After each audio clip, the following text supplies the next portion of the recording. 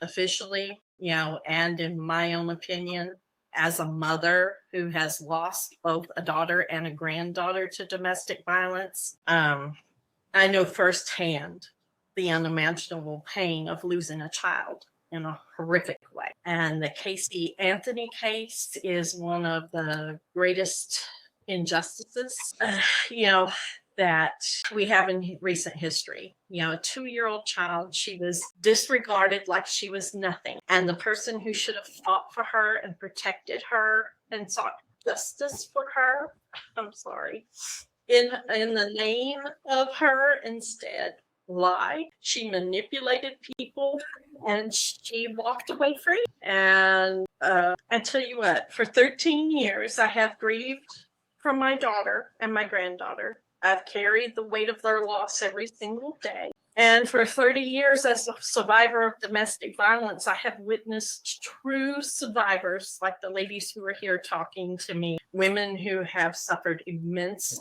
abuse, but who have fought to heal and to protect their children. And most of all, to break the cycle of violence.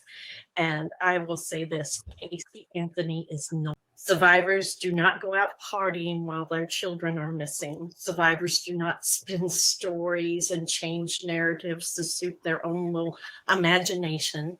Survivors don't use their children's death as a platform to gain sympathy. So now Casey Anthony wants to rebrand herself as an advocate, claiming to be a survivor of abuse. But real survivors just don't behave that way.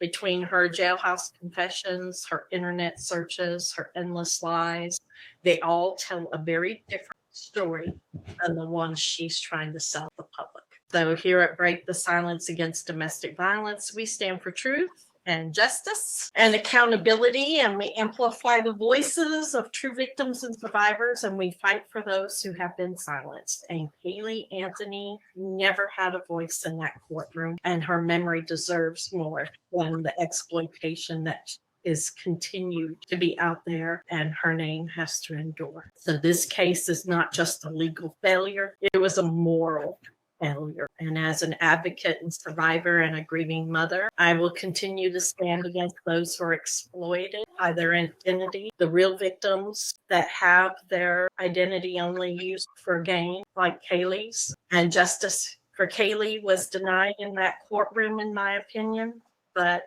the public is not going to forget. None of us will ever forget little Kaylee.